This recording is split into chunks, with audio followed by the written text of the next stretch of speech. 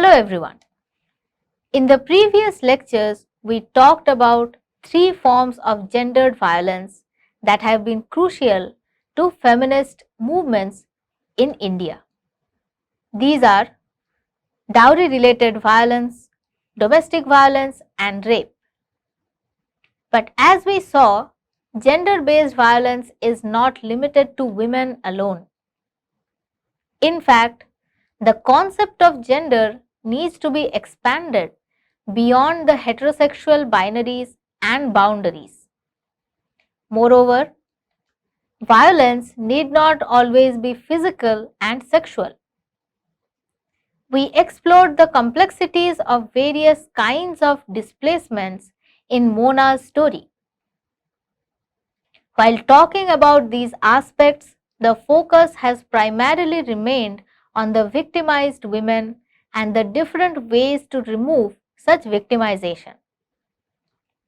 Now, the question is, are women marginalized or even the marginalized groups constantly victimized?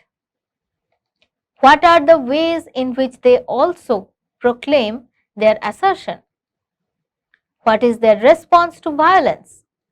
Is it violence or is it something else? In this lecture, we will talk about those agential forms of reaction to violence. Now, at this point, you may ask, is the answer to violence also violence? Well, we will explore this aspect in the lecture in detail. We will also simultaneously look at not just how violence has been countered through violence, but also how social media has been used as effective tool to pose opposition. So let me begin by talking about one of the recent cases, the Nirbhaya rape case. It caused nationwide uproar about the prevalence of gender-based violence in India. It triggered an introspection into the nature of Indian society, its ideas of patriarchy, and the failure of the legal system which could not protect the women of the country. So, the narrative was primarily cloaked within the discourse of protectionism. As a redressal to the violence inflicted on Nirbhaya, there was a demand for chemical castration of the perpetrators. This raised some important questions. Is violence an answer to violence? Or rather, in what circumstances is violence justified? On the other hand, it has also been argued that Nirbhaya's case received such nationwide response, and not just by feminists, is because of her upper caste identity. This is all the more visible because other cases of rape, such as the Jisha rape case, so Jisha was a Dalit woman from Kerala who was gang raped, did not get similar support from the people at large.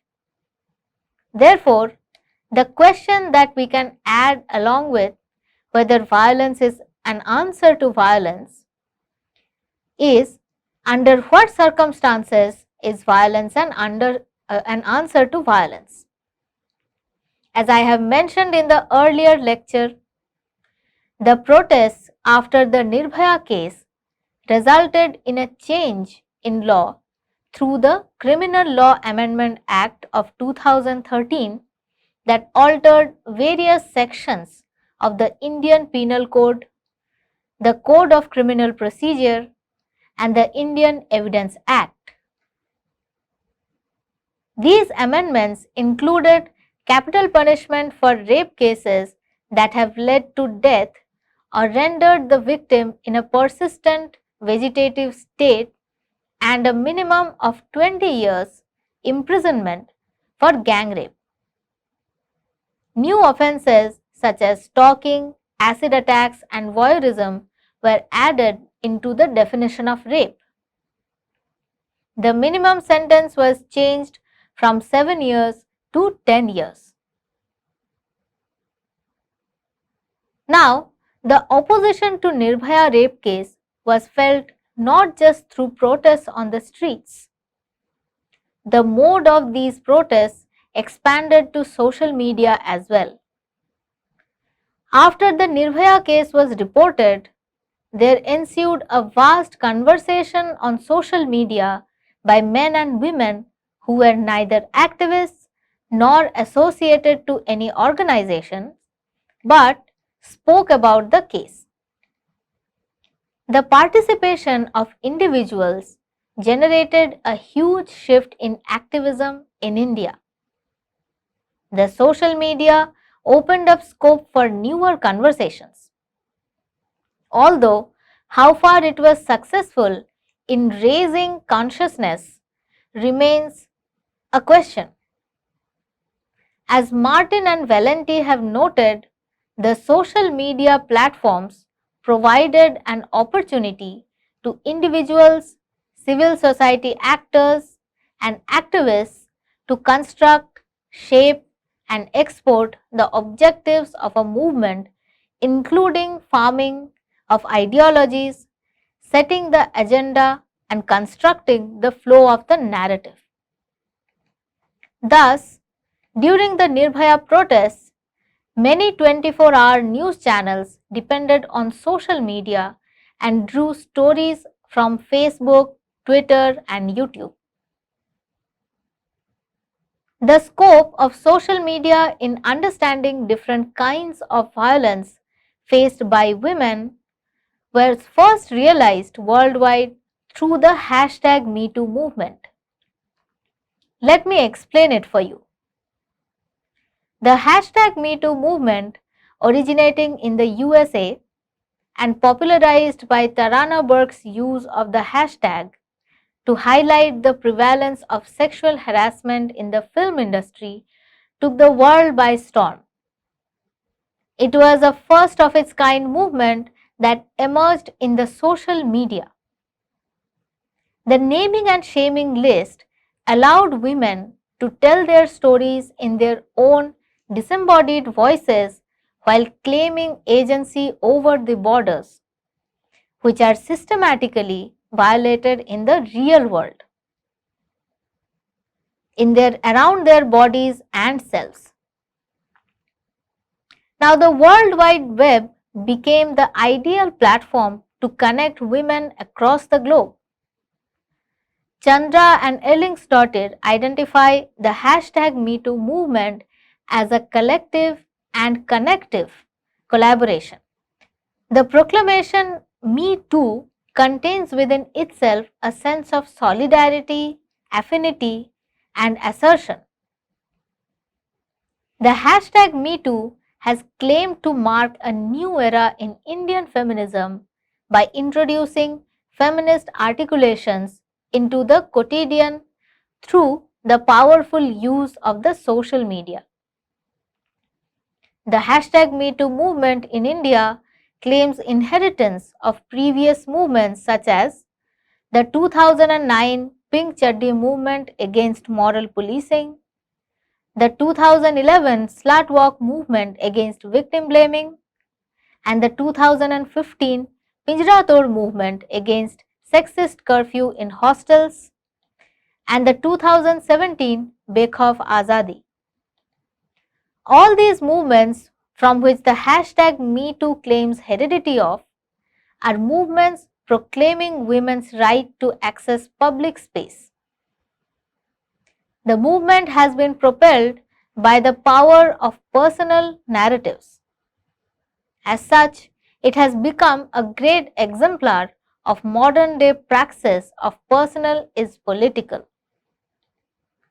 Pointing out the difficulties in speaking out about sexual harassment, V. Chandra notes that the popularity of social media owes to the removal of the corporeality from the context. She writes, the digital media offers an aesthetico-politics of hashtag stories without the physicality of women's bodies or voices. It allows women to narrate their traumatic experiences to the neutral computer screen. The movement emerged and took shape predominantly as sexual harassment in the workplace. The term workplace is used in a broader sense, incorporating public institutions where women work and study. It started famously with Raya Sarkar's Losha list of names of sexual harassers, including several prominent academics. Losha, or List of Sexual Harassers in Academia, was a crowdsourced list of sexual harassers in academia. Now, it is important to mention that Sarkar's list was originally not meant for public consumption. It is also important to mention that Sarkar did not mean to publish the list initially. However, the list opened a floodgate of responses which followed two streams: veracity expressed through opinion shared on social media versus the opportunity provided by an online movement to avoid the strenuous and often unavailable process of legal redressal for sexual harassment. Feminist online platforms such as Kafila express their concerns regarding the due process, arguing that it would undo the years of effort put by feminists to ensure legal acknowledgement of sexual harassment. Nivedita Menon wrote in Kafila, "It worries us that anybody can be named anonymously with lack of answerability." It was pointed out that this approach of naming could potentially delegitimize the long struggle against sexual harassment and make the struggle more difficult. At the same time, the list garnered much support as well, pointing at the legal and institutional lacuna in properly addressing the cases of sexual harassment. The use of informal networks such as the social media to unveil the names of harassers was seen as an act of tremendous courage. The list has been lauded for naming the harassers. As V. Gita mentions, the problem of sexual harassment lies in allowing harassers the benefit of anonymity. Women reporting harassment continues to be a rare occurrence due to the immense social stigma attached to it. In addition to normative gender hierarchies that perpetuate such stigma, the locations of power such as academic institutions or film industry contribute in instilling fear of ostracization. Moreover, as Gita notes, the flip side of this is that the price of not speaking out is even worse. Years of trauma and forced dissembling. Gita mentions that when women do speak out, and there are many who do, the due process is tedious. This is true not only of what transpires in the internal complaints committees, but in the justice system as a whole, where suffering and hurt have to be validated through established protocols that involve evidence gathering, halting testimonies, and clever arguments. Court judgments might salvage the experience of anger and hurt by foregrounding ethical arguments that validate what victims have undergone. But procedures are what they are, tiresome and tiring. We keep with them, but that does not take away their tedium. Then there is the question of relief to do with sexual harassment. Apologies, dismissal of persons, guarantees that such things would never be allowed to happen again. Now, the movement progressed outside the realm of the academia to incorporate the Bollywood film industry, political leaders, as well as noted journalists. The sharing of survivor stories has served as a means to challenge the taboo of victimhood while also creating the possibility for solidarity.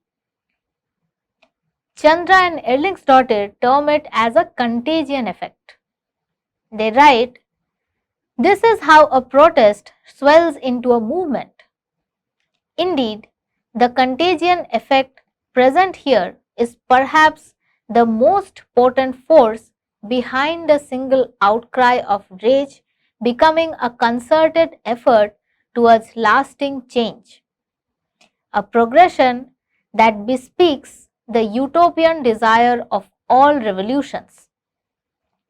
As such, #MeToo inscribes itself into the political and historical present as the realization of a quasi-poetical possibility, or rather impossibility, where each new voice and story makes tangible the desire for a global transformation. The hashtag echoes a larger whole beyond the individual. It is an I with countless others, a we of solidarity and shared experience, allowing women and people of all genders across social, ethnic, political, or sexual divide to understand that they are not alone and that the nature of sexual harassment and abuse transcends these boundaries. Now, one of the biggest claims of the Me Too movement, and rightfully so, has been the emergence of women's voices. Women's lack of visibility and voice is further solidified by their relegation to the domestic sphere. As mentioned earlier, the Me Too movement in India has taken shape to bring about women's voices in the public sphere. Vinita Chandra historically traces the silencing of women within domestic spaces under protective clothes, in demarcating public spaces inaccessible to them, and in schooling their bodies to make them as inconspicuous as possible in the public gaze.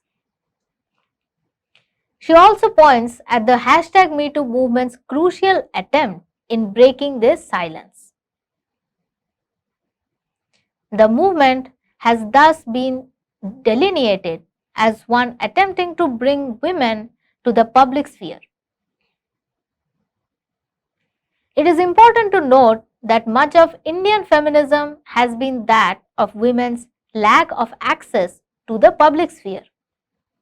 Malavika Karlekar recovers 19th century Bengali women's writings to show how they problematize the nationalist reformist notion and representation of women as key markers of nation's culture and identity by highlighting the patriarchal undertones that reconfigure the gendered binaries of public-private within the nationalist discourse.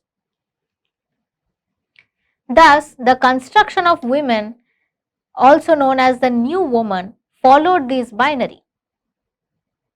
Both in literary imaginations as well as political movements, breaking the shackles of domesticity has been a major issue in mainstream Indian feminism.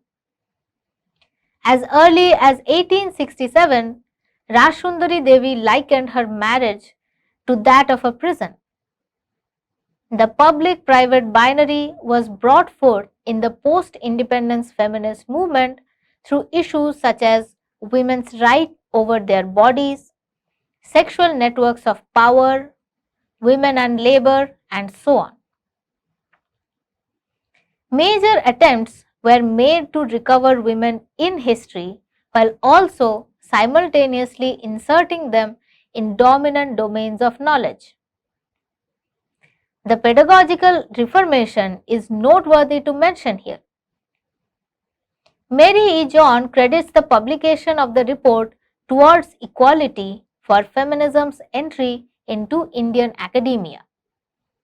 The report revealed an unprecedented deterioration in the condition of the vast majority of women since the 1911 and the 50s. As a result, women's studies centers were born within universities.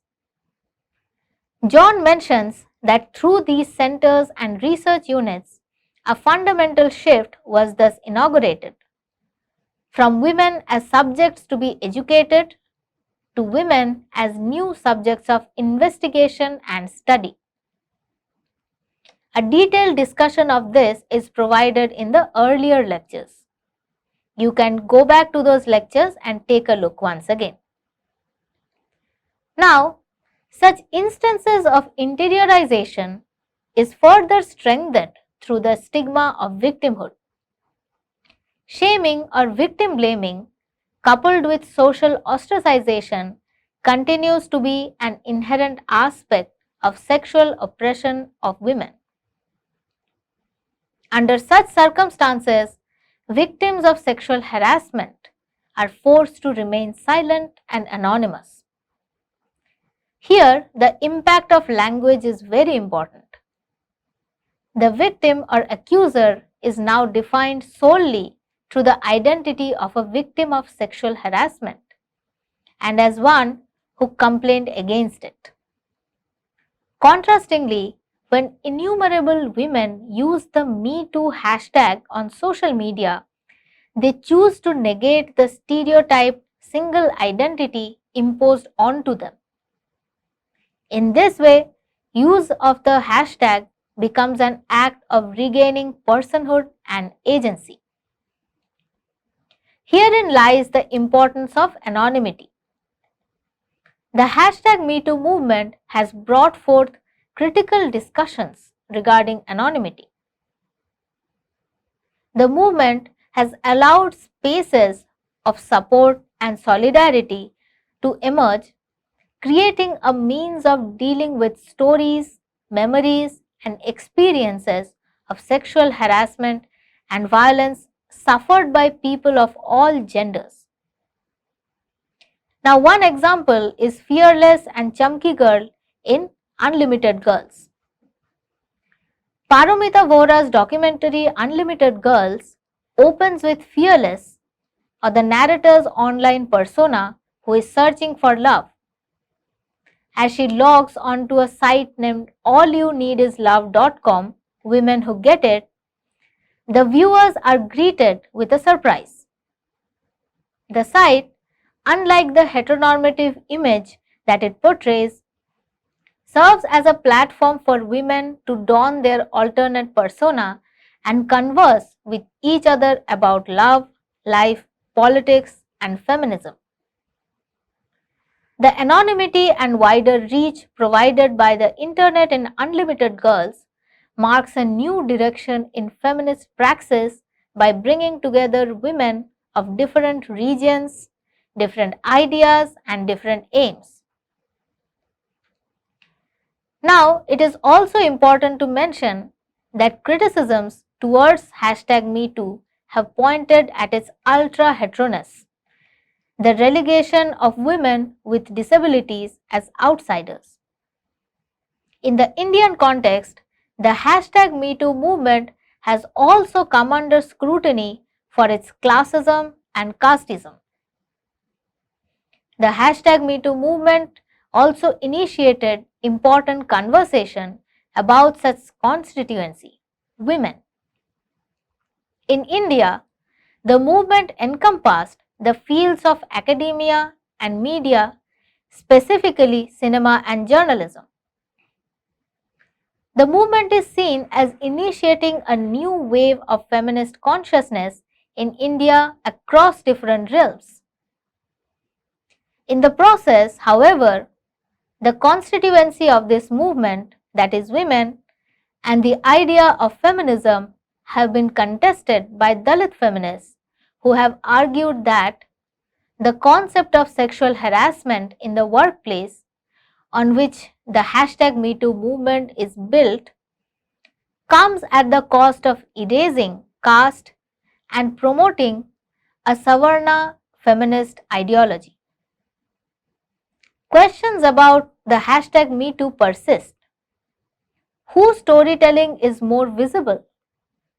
Does identity in terms of caste, class, and gender play a role in determining subjecthood in the #MeToo movement? How do we confront the issues of who speaks for whom? Is solidarity achieved by acknowledging difference or by erasing it? In the Indian context, the issue of class also becomes important. Who has access to social media through smartphones is a question that becomes very important. In essence, the hashtag #MeToo movement in India has become a movement by and for the upper and middle classes.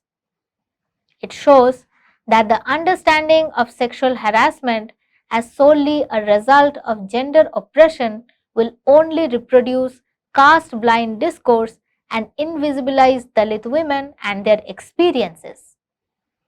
In case of Dalit women, for whom going out or the public-private binary is not a concern, the #MeToo's excessive focus on the public-private binary automatically erases the Dalit women. So the question then remains, who is this movement for and who it intends to represent? The hashtag #MeToo movement, in claiming solidarity and agency, not only ignores the factor of accessibility to digital platforms, it also represents gender in a singular, homogeneous term. The crucial message of the hashtag #MeToo movement should be that solidarity does not imply homogeneity. Alliances can and should be made across differences, making heterogeneity a constructive and productive agent for change. Now, let us summarize today's lecture. Today, we talked about two kinds of responses to gender-based violence, that is, violence and the use of social media.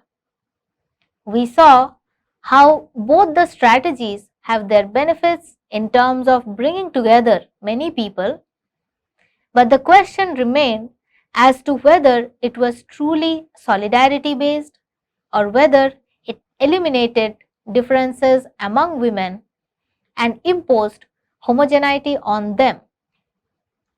In the next set of lectures, we will explore this aspect further through the issue of gender and labor. Thank you.